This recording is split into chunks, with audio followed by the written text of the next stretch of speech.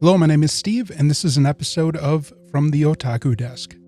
In this episode, I'm going to make the argument that there is a title missing from everybody's lists when they talk about the saddest anime ever. So we're all used to the kings of crying, you could call them. The top anime that everybody says is the most emotionally destructive, tear-inducing stories that exist in the medium. It always seems that Grave of the Fireflies and Anohana battle each other for the top spot of the saddest anime ever. Then you always have includes like Clannad After Story, Your Lie in April, Plastic Memories, the list goes on. We're all familiar with them if this is a division of anime that piques our interest. Yet there's one movie that is never on any of these lists, and I'm going to argue that it should be in at least the top 3 saddest anime titles in existence. I am a firm believer that the movie Rascal Does Not Dream of a Dreaming Girl deserves a place as one of the saddest anime that's been made. Rascal Doesn't Dream of a Dreaming Girl is the first movie for the franchise and is based on the 6th and 7th light novels, Rascal Doesn't Dream of a Dreaming Girl and Rascal Doesn't Dream of His First Love. So I'll try to keep the spoilers to a minimum, but there's going to have to be some vagaries that are said that could ruin some things. The core concept of the movie is there is a girl that is tied to our main character, Sakata.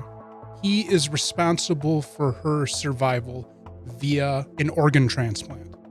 He encounters an older version of the girl who is trying to experience the life beyond her childhood, caused by the fear of her congenital heart issues.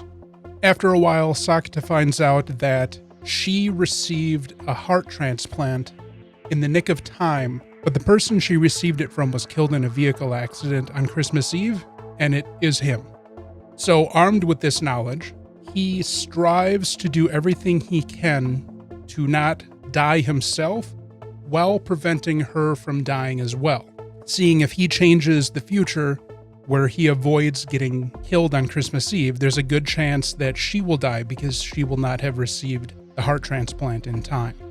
So as with every time-traveling story that is more a tale of caution than anything else, Sakata's efforts to change the future that he already knows results in a far more problematic future, where when he avoids his own death, someone who means even more to him than he himself does is the replacement for that loss.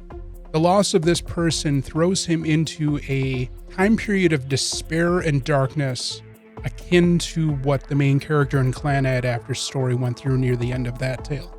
The first time I watched the movie, when the first twist happens, it impacted me to such a degree that I had to stop the movie and take a 10-minute break because my brain and my emotions were uncontrolled at that point.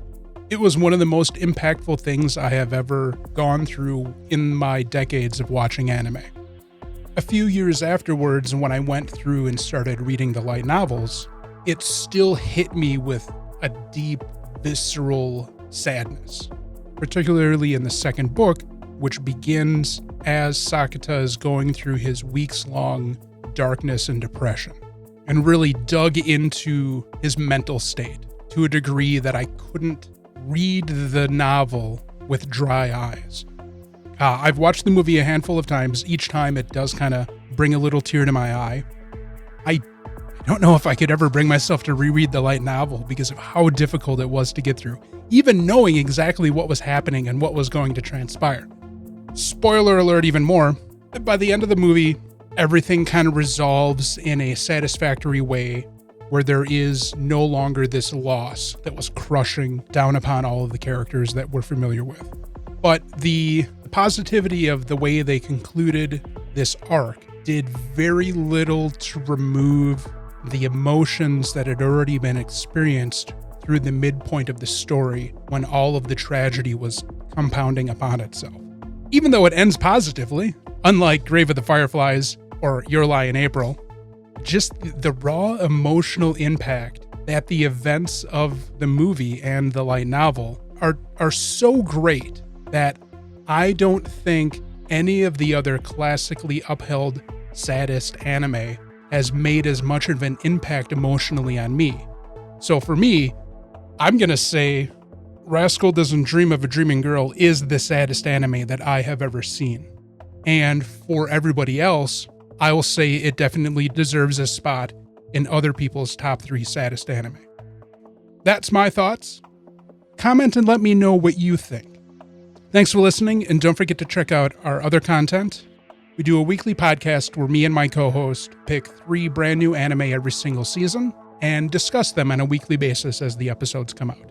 On top of that, we also do random one-off things, talking about subjects like this. We recently did a single episode rundown of the first 24 episodes of Jujutsu Kaisen. Follow us on our socials below. Don't forget to like and subscribe, and we will catch you next time.